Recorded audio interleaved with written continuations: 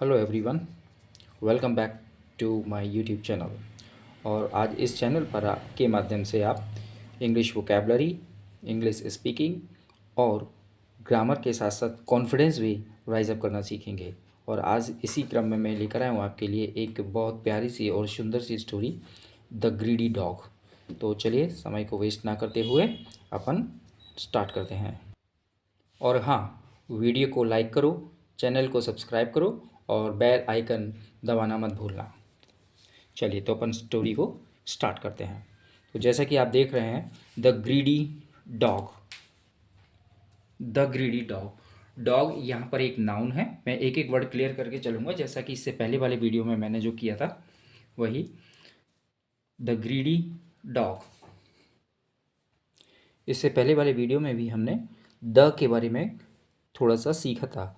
जैसे डॉग यहाँ पर एक नाउन है और नाउन से पहले वाला वर्ड जो होता है वो हमेशा एडजेक्टिव होता है ना।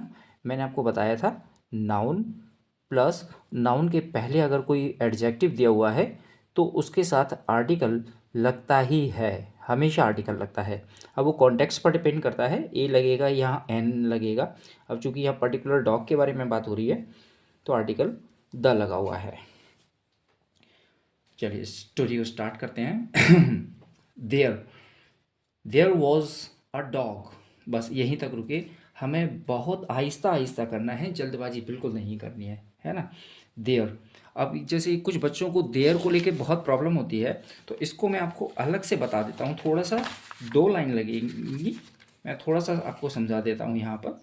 जैसे कि आप देख सकते हैं, देयर देयर के साथ हमेशा प्रेजेंट में इज और आर हेल्पिंग वर्ब आती हैं। इसको इस तरह से देखें आप, देयर प्लस इज, है ना। और सेकंड होता है देयर प्लस वॉज या वर। यहाँ हम इसके साथ आर ले सकते हैं, लेंगे ही लेंगे, क्या लेके आ सकते हैं भाई, है ना। अब यहाँ पर समझ लीजिए, देयर का यूज़ एक डमी सब्जेक्ट के रूप में यूज़ होता है। देयर का, देयर जो है यहाँ पर, देयर का मतलब वैसे वहाँ होता है, एक एडवर्ब के रूप में यूज़ होती है, लेकिन यहाँ पर देयर एक सब्जेक्ट की तरह से काम करता है। मैंने इस पर एक अलग से वीडियो बनाई है, आप देख सकते हैं। यूज़ ऑफ देयर बहुत इंपॉर्टेंट होता है बच्चों। इस देयर के बिना आप कोई भी पैराग्राफ एक्सपेक्ट कर ही नहीं सकते हैं। So it is very necessary to have a good command over there. ठीक है, तो देयर का यहाँ कोई मतलब नहीं होता है। अब यहाँ पर ये जो हेल्पिंग वर्ब लगती हैं वो देयर के बाद में जो नाउन दिया होता है उसके अकॉर्डिंग लगती हैं। अगर नाउन अनकाउंटेबल या प्लूरल है तो एज लगता है, और सॉरी सिंगुलर है और अनकाउंटेबल है तो एज लगेगा, और अगर प्लूरल है तो आर लगेगा। For example, there is a cat, cat singular है तो एज लग गया। अगर यहाँ कैट्स होगा तो आर हो जाएगा, देयर आर कैट्स। ठीक है, और यही अगर पास्ट में होगा तो देयर वॉज हो जाएगा, और आर का पास्ट होता है वर। ठीक है, देयर वर टू कैट्स, इस तरह से हो जाएगा। फ्यूचर होगा तो देयर विल बी हो जाएगा। ठीक है, आई होप कि आप लोगों को समझ में आ गया होगा देयर का। चलिए इसको हटाते हैं, हम साइड से करते हैं हम। तो देयर वॉज अ डॉग, एक डॉग था। ओहो, इसमें एक और चीज़ आपको सीखने को मिलेगी। देखिए बहुत बढ़िया, ये जिस तरह से देयर का है उसी तरह से आपको इसमें एक और नई चीज़ सीखने को मिलेगी, दैट। इसके बारे में भी मैं आपको क्लियर करके बता दूं। ये दैट वैसे दिखने में छोटा सा लग रहा है, लेकिन थोड़ा सा आपको परेशान शायद कुछ बच्चों को कर सकता है। तो दैट के देखिए बच्चों तीन यूज़ होते हैं।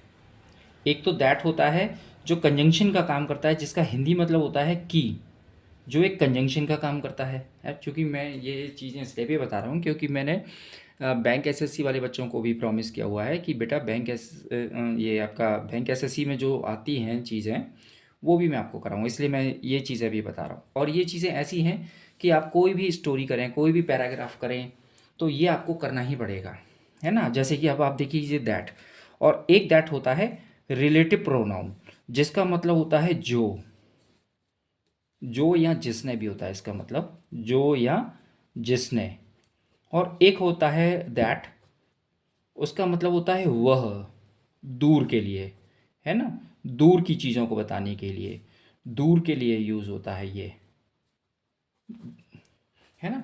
जैसे मैंने कहा he said that I am your friend, ठीक है, तो ये हो जाएगा he said that he was my friend. तो ये की के अर्थ में हो जाएगा। और दैट का मतलब जब जो या जिसने निकलता है तो वो रिलेटिव प्रोनाउन का काम करता है, और दैट जब डेमोस्ट्रेटिव प्रोनाउन के रूप में काम करता है तब इसका मतलब वह निकलता है। जैसे आपने बचपन में पढ़ा होगा दिस इज़ माई बुक, यह मेरी बुक है ना। अगर यही बुक हम दूर रख देते हैं तो हो जाता है दैट इज़ माई बुक। ठीक है, आई होप कि आप लोगों को समझ में आ रहा होगा। अब इसमें अपन आगे बढ़ते हैं। ये देखिए देयर वॉज अ डॉग, एक डॉग था, that was very hungry.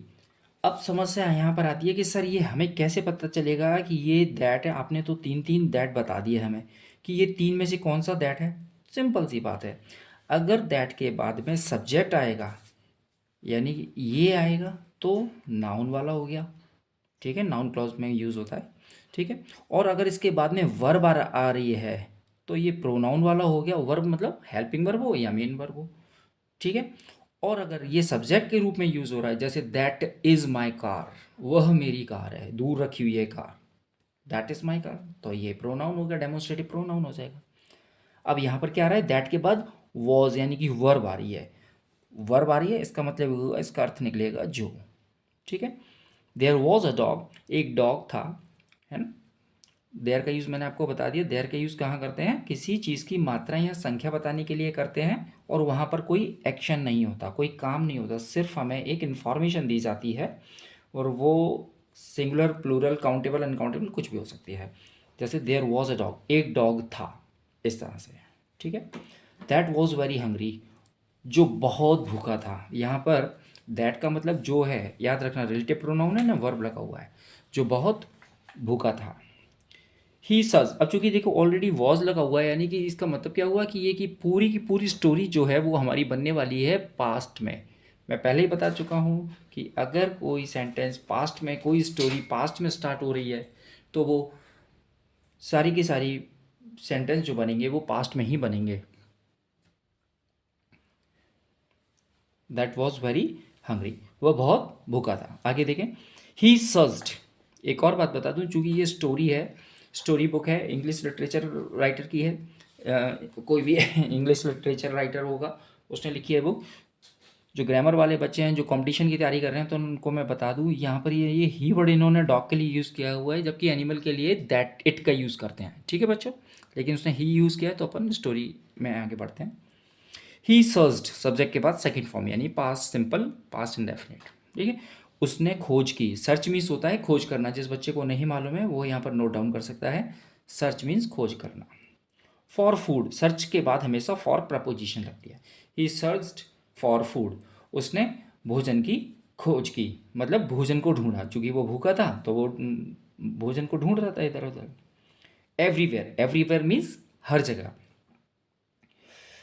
And at last, और अंत में, ही फाउंड अ बोन, और अंत में ये देखिए ये रहा सब्जेक्ट और ये सेकंड फॉर्म, फाइंड की second form found. Find means पाना या मिलना, उसकी सेकंड फॉर्म हो गई फाउंड। उसे मिली अ बोन, एक बोन मिली, बोन मीन्स हड्डी, जिसे नहीं मालूम है वो नोट डाउन करते चले। उसे एक अंत में एक हड्डी मिली। He picked the bone, he picked the bone with his mouth, उसने बोन को अपने माउथ से पकड़ा। ही पिक्ड मतलब उठाया। ये देखिए, ये आप देख सकते हैं, ये डॉग है, उसको ये बोन मिली है, वो उसको मुंह से पिक कर रहा है, पिकअप कर रहा है यानी उठा रहा है। Picked the bone, bone with his mouth, अपने मुंह से उसने पकड़कर उस बोन को उठाया। And started going back to his home, started going.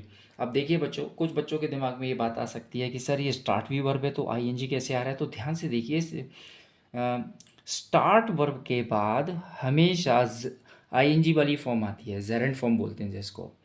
फिर से एक बार बता दूं, स्टार्ट वर्ब के बाद हमेशा आईएनजी वाली फॉर्म आती है, ठीक है। जैसे हिंदी में जैसे अपन कहते हैं ना लगा, वो यहाँ पर इसका मीनिंग निकलता है। यहाँ शुरू कर दिया, अगर जैसे किसी बच्चे को अगर नहीं समझ में आ रहा तो वो ऐसे भी कर सकता है। स्टार्ट यानी होता है शुरू करना। Started going back to his home, और उसने अपने घर वापस जाना शुरू कर दिया। स्टार्टेड गोइंग है ना, यानी शुरू कर दिया जाना बैक वापस टू हिज होम अपने घर, या फिर इसको अपन ऐसे भी कह सकते हैं और वह अपने घर वापस जाने लगा, है ना, जनरली ये निकलता है।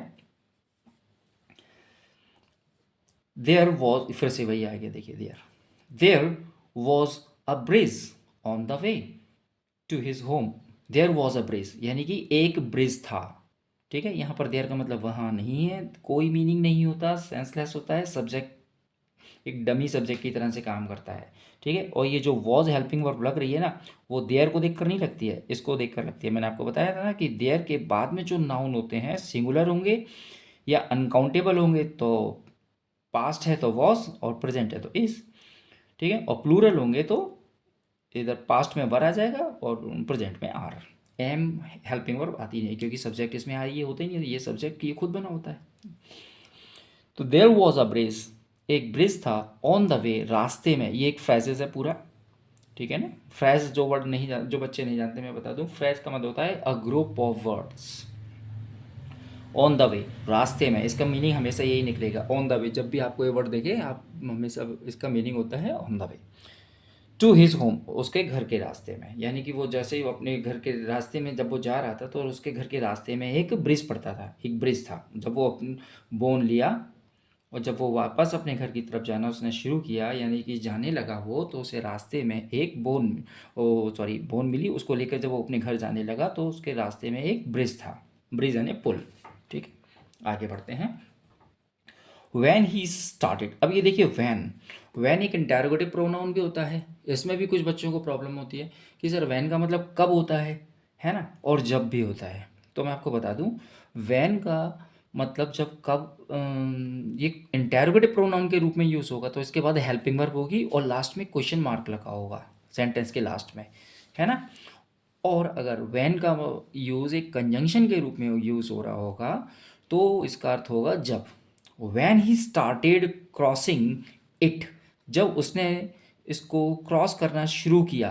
या स्टार्ट के बाद मैंने अभी बताया था कि आईएनजी वाली फॉर्म आती है, ये देखिए स्टार्ट के बाद आईएनजी वाली फॉर्म आई थी, ये स्टार्ट के बाद आईएनजी वाली फॉर्म। वैन ही स्टार्टेड, जब उसने शुरू किया, क्रॉसिंग इट, इट किसके लिए यूज़ हुआ है, नॉन लिविंग थिंग है ब्रिज, इसलिए यूज़ हुआ है। जब उसने इसको पार करना शुरू किया यानी कि जब वह इसको पार करने लगा, ठीक है। पास्ट में ये लगा सेंस देता है हिंदी में, आप इसको ऐसे भी कह सकते हैं। जब वैसे पार करने लगा, he saw his reflection, he saw subject के बाद सेकंड फॉर्म, उसने देखा हिज रिफ्लेक्शन, रिफ्लेक्शन मीन्स अपनी खुद की शैडो, अपनी परछाई, प्रतिबिंब। उसने अपनी खुद की परछाई देखी इन द वाटर, पानी में उसने अपनी खुद की रिफ्लेक्शन को देखा। आगे बढ़ते हैं। द डॉग, द क्यों लग रहा है, क्योंकि हम किसी एक पर्टिकुलर डॉग की बात कर रहे हैं, है ना। द डॉग थॉट, डॉग ने सोचा, थिंक मीन्स होता है सोचना, उसकी सेकंड फॉर्म हो गई thought. The dog thought, dog ने सोचा दैट, ये देखिए दैट, ये दैट आया है की वाला, है ना, that there was another dog. देखिए मैंने कहा था दैट के बाद अगर कोई सब्जेक्ट आ जाएगा, ये सब्जेक्ट आ गया, डमी सब्जेक्ट आ गया अपना, यानी कि यहाँ पर इसका मतलब है की, ठीक है, ये नाउन क्लॉज का काम कर रहा है। दैट की there was another dog with a bone in water, तो डॉग ने क्या सोचा कि there was another dog, another dog का मतलब होता है एक और डॉग है वहाँ पर, वैसा ही, ठीक है। एक अदर और अनदर दो यूज़ होते हैं, इसके भी मैंने ग्रामर के अलग से यूज़ बनाए हैं, यूज़ ऑफ अदर अनदर, उसमें भी आप देख सकते हैं। और उसको डॉग को उसने सोचा कि मेरे जैसा ही कोई दूसरा डॉग है इस पानी में, उसको दिख रहा था रिफ्लेक्शन उसका। Another dog with a bone in water, और उसके पास भी एक बोन है, मतलब उसने देखा कि ठीक मेरे जैसा ही एक डॉग है जो उसमें उसके मुंह में बोन है और उसको पानी में वो दिख रहा है। ही वॉन्टेड, वह चाहता था, टू गेट, पाना।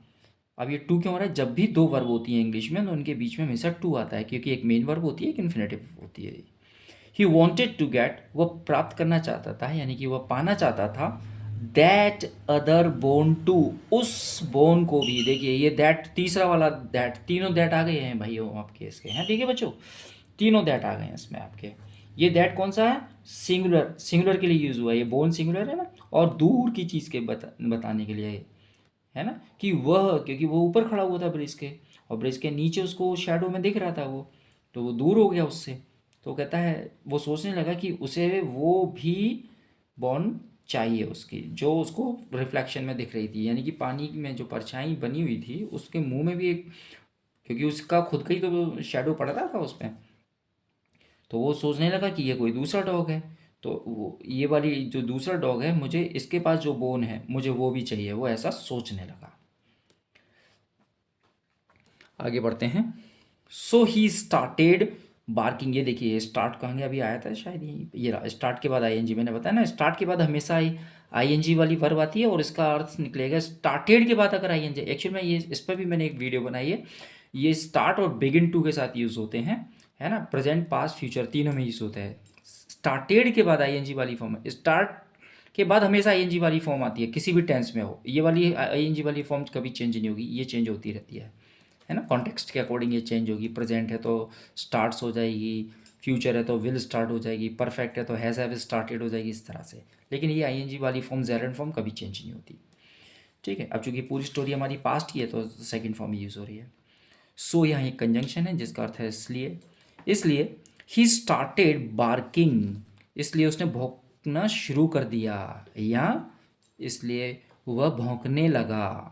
और बार्क वर्ब के बाद हमेशा एट प्रपोजिशन आती है। Barking at his own reflection, और इस तरह से वो खुद ही अपने रिफ्लेक्शन पर, अपनी परछाई पर, अपनी शैडो पर वो भौंकना शुरू कर दिया या भौंकने लगा। His bone fail in water. His bone यानी कि उसकी खुद की बोन, क्योंकि चूंकि ऑलरेडी उसके मुंह में एक बोन थी, और जैसे ही उसने भौंकना शुरू किया उसके मुंह से वो बोन गिर गई। His bone fail in water, पानी में गिर गई। फॉल की सेकेंड फॉर्म फेल, ठीक है, ये सब्जेक्ट है और ये सेकेंड फॉर्म है। इन वाटर, पानी में गिर गई। एज सून एज, ये भी एक कंजंक्शन है जिसका मतलब होता है जैसे ही। एज सून एज, जैसे ही या ज्यों ही भी होता है। एज सून एज ही ओपन हिज माउथ, जैसे ही उसने अपना मुंह खोला, जैसे ही भौंकने के लिए उसने अपना मुंह खोला, उसके मुंह से वो बोन पानी में गिर गई। The greedy dog lost his bone, और द ग्रीडी डॉग, ग्रीडी मतलब लालची, और उस लालची डॉग ने इस तरह से अपनी बोन को खो दिया। ठीक है, तो मोरल है इसका, moral of the story, don't be greedy. Don't का मतलब, जब भी सेंटेंस स्टार्टिंग में डोंट आता है, याद रखिए, जब भी सेंटेंस आपका डोंट से स्टार्ट होता है, ये इम्पेरेटिव सेंटेंस होता है। इसका हिंदी में अर्थ निकलता है मत, है ना। जैसे कि आपने सुना होगा, डोंट गो, मत जाओ। डोंट सिट, मत बैठो। डोंट स्पीक, मत बोलो। और डोंट बी, मत बनो, बी यानी बनना, डोंट बी मत बनो, ग्रीडी यानी लालची, लालची मत बनो। ये इस स्टोरी का मोरल है। तो बच्चों, इस स्टोरी में हमने सीख लिया, हमने 3-4 चीज़ें सीखी हैं। एक देयर वाला यूज़ हमने सीख लिया है। दैट के जो 3 पॉइंट मैंने आपको बताए हैं, एक रिलेटिव प्रोनाउन वाला, एक आपका कंजंक्शन वाला, और एक आपका नाउन क्लॉज वाला, ये तीनों मैंने आपको बता दिए हैं। और स्टार्ट वर्ब के बाद हमेशा आईएनजी वाली फॉर्म आती है, ठीक है ना। तो ये 3 चीज़ें हैं, और प्रैक्टिस कीजिए वर्ड मीनिंग्स में। जिसको जो भी कॉम्प्लिकेटेड लगे हों वो अंडरलाइन कर, इससे कर लें। जैसे इसमें मुझे लगता नहीं है कि शायद ऐसा कोई वर्ड मीनिंग्स है इसमें शायद, लेकिन फिर भी किसी बच्चे को नहीं आए। तो जैसे रिफ्लेक्शन है, बार्क है ना, और ये सर्च है, 2-3 मीनिंग है। पर डे के आपको 3 वर्ड मीनिंग्स करते रहिए, और बस मैं यही कहूँगा, प्रैक्टिस करते रहिए ज़्यादा से ज़्यादा। और हाँ, वीडियो को शेयर करना ना भूलें, सब्सक्राइब करना ना भूलें, चैनल को लाइक करें। धन्यवाद।